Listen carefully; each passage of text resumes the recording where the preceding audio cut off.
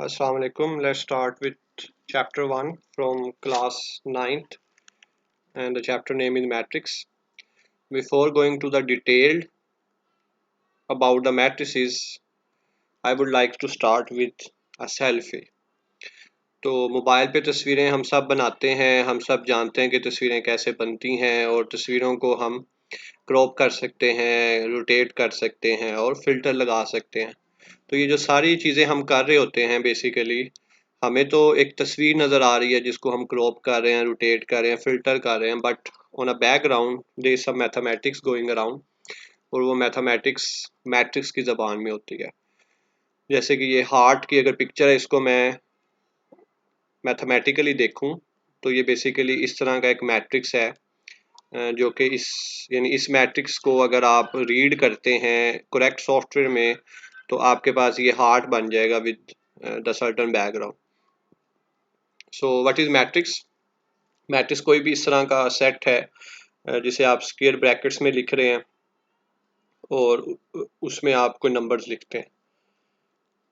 इसमें रोज होंगे और कॉलम्स होंगी। रोज जो हैं वो आपकी हॉरिजॉन्टल लाइंस हैं, जबकि कॉलम जो है वो वर्टिकल लाइन है। ये दो मेन चीज़ें हैं जो कि एक मैट्रिक्स में पाई जाती हैं। रोज एंड कॉलम्स अगेन, जैसे कि ये है हॉरिजॉन्टल 4 रोज हैं और 5 कॉलम्स हैं। तो यहाँ पे जो फर्स्ट ऑफ ऑल जो चीज़ मैट्रिक्स से हम रिलेट करती पढ़ेंगे वो है order of a matrix.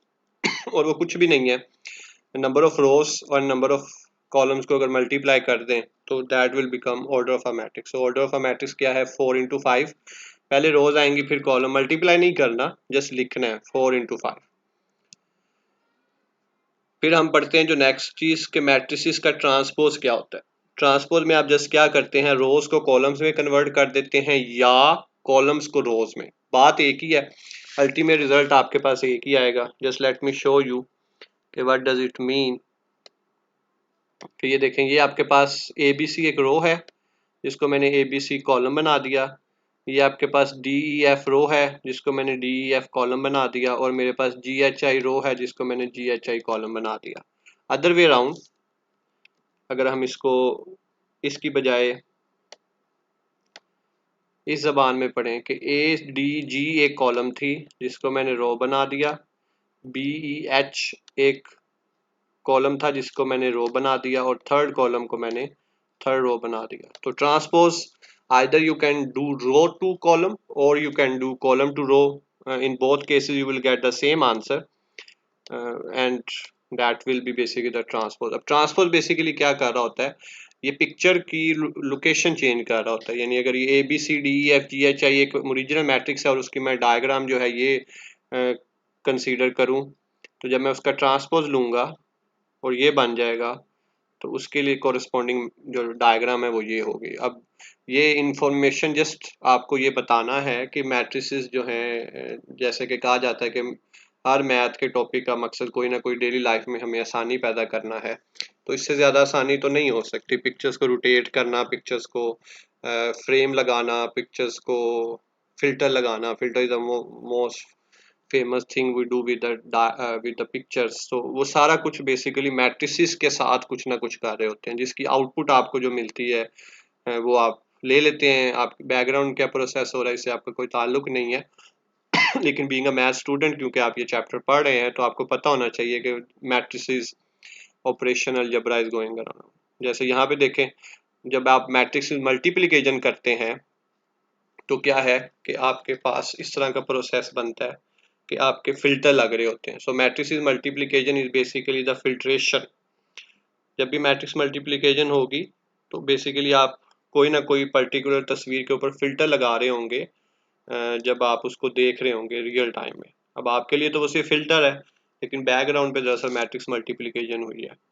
So whenever you are dealing with the photography, do keep in mind के matrices is are going on, और मैट्रिक्स अलजेब्रा जो है वो यानी हमारी आज की लाइफ का एक इम्पोर्टेंट हिस्सा है, हम जानते हैं या नहीं।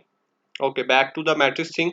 This was it's all practical application, लेकिन असल जो हमारी मैथ है वो अब हम साथ साथ पढ़ रहे हैं। तो अभी तक हमने एक चीज़ पढ़ी है, वो है ऑर्डर, और दूसरी चीज़ हमने पढ़ी है ट्रांसपोज।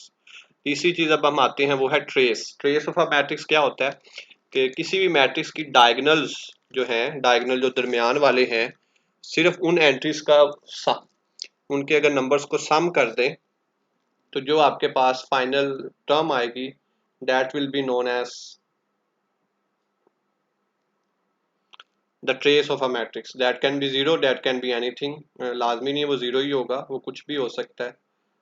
और ये आपके लिए सिंपल कोई मैट्रिक्स दे के आपको पेपर में वो आपसे पूछ सकता है कि इसका ट्रेस बताएं, और जीरो मैट जिसका जीरो आता है उसको ट्रेसलेस भी कहते हैं। So it's a traceless matrix one can से।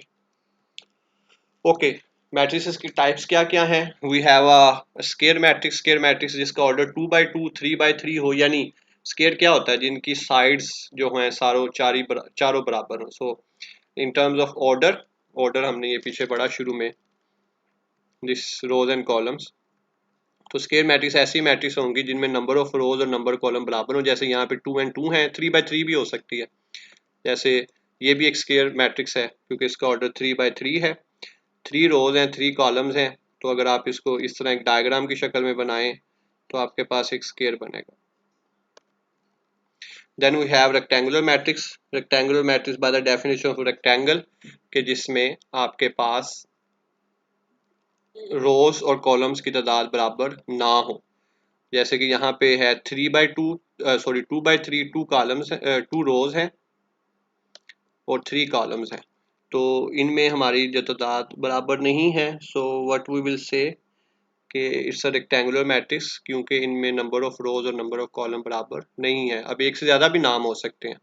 जैसे कि अगर मैं ये बात करूँ स्केलर मैट्रिक्स की, जो कि यहाँ पे साइड पे लिखा हुआ है, दिस वन। सो अब ये देखें, ये स्केलर है। स्केलर बेसिकली उस मैट्रिक्स को कहते हैं जिसकी डायगोनल एंट्रीज एक जैसी हों, 2 2 सेम है। तो ये स्केयर भी तो है क्योंकि इसके number of rose and number of columns बराबर हैं। तो इसमें कई पॉसिबिलिटी होंगी, तो जो जो हो सकती हैं वो आपने देखना है। So it can be square अगर ऑर्डर बराबर है, तो हमेशा स्केयर या रेक्टेंगल में से एक चीज़ तो होनी ही होनी है। अगर ऑर्डर बराबर है तो स्केयर है, अगर ऑर्डर बराबर नहीं है तो रेक्टेंगल है। इसके अलावा क्या पॉसिबिलिटी हैं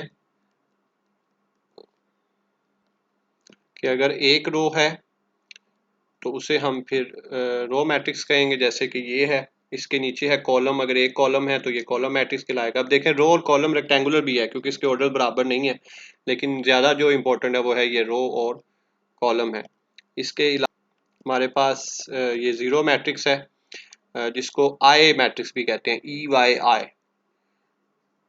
इसके बाद जो सबसे इम्पोर्टेंट है हमारे पास वो आइडेंटिटी मैट्रिक्स है। आइडेंटिटी मैट्रिक्स में जो डायगोनल एंट्रीज है वो 1 1 होती हैं और बाकी जो नॉन डायगोनल एंट्रीज है वो 0 होती हैं। इसके अलावा जैसे हमने पहले डिस्कस किया, स्केलर है, डायगोनल से मुराद डायगोनल नॉन जीरो हो, बाकी जीरो हो। अगर डायगोनल एक जैसे हो तो वो स्केलर, और अगर डायगोनल एक हो तो वो आइडेंटिटी। ट्रायंगुलर क्या है? जिसमें आपकी ट्रायंगल बन रही हो, 1 2 3 को मिलाएं और उसको अंदर से, तो वो आपके पास एक ट्रायंगल बन रही है। Let's me show how it is making a triangle.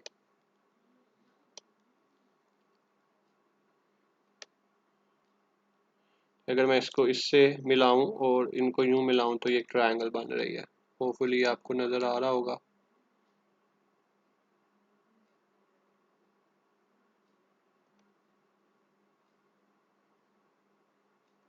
Okay, let me use this. ये देखें, ये आपके पास एक ट्रायंगल बन रही है ये जो येलो हो रहा है, तो ट्रायंगुलर मैट्रिक्स जो है वो आपकी ट्रायंगल बन रही होगी। Then we have symmetric and skew symmetric. Symmetric और स्क्यू सिमेट्रिक में क्या होता है कि अगर तो ट्रांसपोज उसी के बराबर आ जाए, कि अगर इस मैट्रिक्स का ट्रांसपोज आप लें, ये जिसको सिमेट्रिक लिखा जा रहा है, इसका अगर ट्रांसपोज लें तो वो क्या आएगा, 1 2 1 2 सेम, नो चेंज। सो लिहाजा ये सिमेट्रिक है। और अगर जो इसके नीचे वाली मैट्रिक्स, इसका आप अगर ट्रांसपोज लें, वो क्या आएगा, 0 -2 2 0, तो एक माइनस एक्स्ट्रा आएगा। तो उस माइनस की वजह से फिर हम उसे क्या कहते हैं, स्क्यू सिमेट्रिक मैट्रिक्स। अगर ट्रांसपोज उसी मैट्रिक्स के बराबर आ जाए तो सिमेट्रिक, और अगर वो नेगेटिव के साथ आए तो स्क्यू सिमेट्रिक। नेक्स्ट जो है वो है जॉइंट ऑफ अ मैट्रिक्स। एक सिंपल सा प्रोसेस है, और वो प्रोसेस क्या है कि आपने जो डायगोनल एंट्रीज है उनको इंटरचेंज कर देना है और बाकी जो एंट्रीज हैं उन्हें आपने साइन चेंज कर देना है। अगर प्लस है तो माइनस और माइनस है तो plus. Let me repeat, diagonal entries को इंटरचेंज कर देना है और बाकी जो दो एंट्रीज हैं उनको साइन चेंज कर देना है। प्लस है तो माइनस, माइनस है तो प्लस। जैसे ऊपर वाला देखें 1 2 3 4, तो अब 1 4 क्या करेंगे, डायगोनल एंट्रीज अपनी पोजीशन चेंज करेंगे, 4 ऊपर चला जाएगा, 1 नीचे और बाकी दोनों की साइन चेंज हो जाएगा, 4 1 -2 -3। सो अभी तक अगर मैं रिपीट करूं, हमने क्या किया है, एक हमने सिर्फ ट्रांसपोज पढ़ा, रोज को कॉलम, कॉलम को रोज, और कुछ नहीं किया। उसके बाद हमने ट्रेस पढ़ा, आसान सा डायगोनल एंट्रीज का सम। तीसरा हमने मैट्रिक्स की टाइप्स पढ़ी, यानी होगा ये कि आपको कोई मैट्रिक्स दे दी जाएगी और पूछा जाएगा बताएं कौन सी मैट्रिक्स है, रो है, कॉलम है, जीरो है, आइडेंटिटी है, सिमेट्रिक है, डायगोनल है, स्केलर है।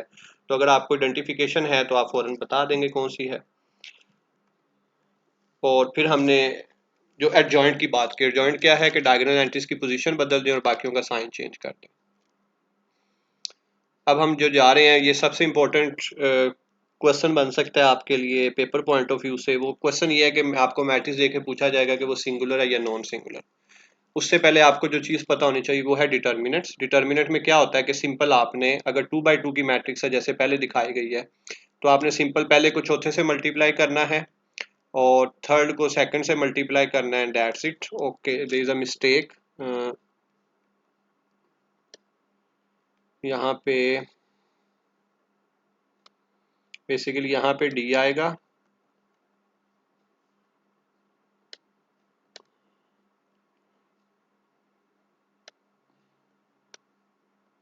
होपफुली आपको अंडरस्टैंड हो रहा है। ये ए डी है और ये बी सी है, तो यहाँ पे ए डी आएगा और यहाँ पे बी सी आएगा, यानी मैं यहाँ पे लिख लूँ तो ये होगा ए डी माइनस बी सी।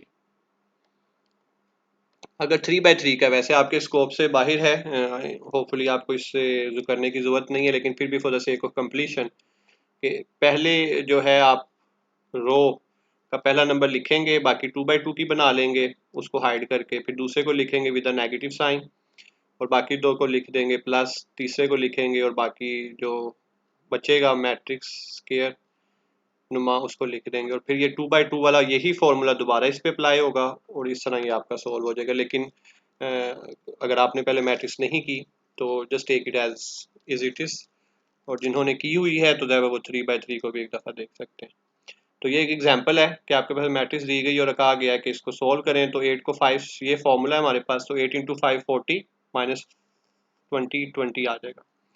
अब अगर तो डिटर्मिनेंट 0 के बराबर हो जाए तो हम इसे सिंगुलर मैट्रिक्स कहते हैं, और डिटर्मिनेंट के इक्वल ना आए तो नॉन सिंगुलर। तो क्वेश्चन यूँ आ सकता है कि this is a singular matrix, non singular matrix, rectangular matrix, row matrix. तो आप डिटर्मिनेंट लेके ही बता सकते हैं कि ये नॉन सिंगुलर है क्योंकि इसका डिटर्मिनेंट 0 के बराबर नहीं है। जैसे ये है, इसमें 3 4 12 एंड देन 6 2 12, डायगोनल एंट्रीज का प्रोडक्ट और आपस में सब्ट्रैक्शन, तो 0 आ गया, तो इसका सिंगुलर मैट्रिक्स। ओके, एडजॉइंट हमने सीखा, डिटर्मिनेंट लेना सीखा। अगर एडजॉइंट को डिटर्मिनेंट से डिवाइड कर दें तो we will have a inverse. सिर्फ आपको इनवर्स का फॉर्मूला आना चाहिए। मोस्ट प्रोबेबली आपको अगर आएगा भी तो सिंपल सा क्वेश्चन होगा जिसमें आपने एडजॉइंट लेके और डिटर्मिनेंट लेके उसको डिवाइड करना है। जैसे कि ये एक है, इसमें कोई भी वैल्यू डाल सकता है, तो ए बी सी डी है, तो जब आप एडजॉइंट लेंगे तो क्या होगा ये एडजॉइंट मैं पहले बात कर रहा हूँ कि ये अपनी पोजीशन इंटरचेंज कर लेंगे, तो डी ऊपर आ गया, ए नीचे आ गया और इनके साइन बदल जाएंगे, माइनस और माइनस, और इधर क्या आएगा, ए का डिटर्मिनेंट। अब डिटर्मिनेंट का आंसर डायरेक्ट भी लिखा जा सकता है, लेकिन अगर फॉर्मूला में देखें तो वो क्या होगा, A into D minus B into C. जैसे इसमें वैल्यू लेट्स को पुट की और आपके पास जो भी आंसर होगा वो क्वेश्चन के बाद आंसर में कहीं लिखा होगा। Okay, then we have properties of matrices, के मैट्रिसेस की क्या क्या प्रॉपर्टीज होती हैं, यानी हमारा ऑलमोस्ट काम खत्म हो गया, हम जस्ट उसकी कुछ प्रॉपर्टीज देख रहे हैं कि अगर मैट्रिसेस को मल्टीप्लाई करें ए बी करके और फिर बी ए करके करें तो ये बराबर आंसर नहीं आएगा, इसलिए हम इसे कहते हैं कि मैट्रिसेस डज नॉट कम्यूट। अगर इससे मल्टीप्लाई करेंगे काम चल जाएगा, ये ये भी प्रॉपर्टी फॉलो करता है और ये भी प्रॉपर्टी फॉलो करता है, लेकिन कम्यूटेटिव की प्रॉपर्टी ये फॉलो नहीं करता। Matrix product does not commute usually. फिर उसके बाद इन्वर्स का इन्वर्स लें तो आपके पास वही मैट्रिक्स आ जाता है। ट्रांसपोज का इन्वर्स लें या इन्वर्स का ट्रांसपोज लें तो आंसर सेम होता है। और ए बी का inverse B inverse A inverse के बराबर होता है। What is mean by invertible? कि इसका इन्वर्स लिया जा सकता हो। अगर तो सिंगुलर मैट्रिक्स होगी तो उसका इन्वर्स एग्जिस्ट नहीं करेगा। अगर डिटर्मिनेंट जीरो है तो आप कैसे इन्वर्स लेंगे? सो इन्वर्टिबल का मतलब है कि अगर इन्वर्स एग्जिस्ट करता है तो ये प्रॉपर्टीज होल्ड करेंगी, अगर इन्वर्स एग्जिस्ट नहीं करता तो फिर तो ज़्यादा कुछ भी नहीं किया जा सकता।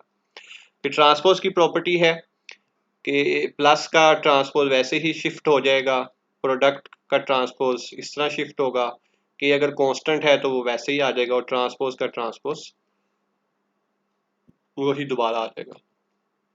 So this is from the reference book 9th class first में जो पहला चैप्टर है उसमें से ये चीज़ें आप गो थ्रू कर सकते हैं। बुक ये इजीली अवेलेबल है, आपको साथ शेयर की जा चुकी होगी। तो इसको बेस पे आप पहला चैप्टर यहाँ से गो थ्रू करेंगे, कुछ एमसीक्यूज आखिर में दिए गए हैं उनकी प्रैक्टिस भी करेंगे और उसी से रेलिवेंट आपको टेस्ट में पूछा जाएगा।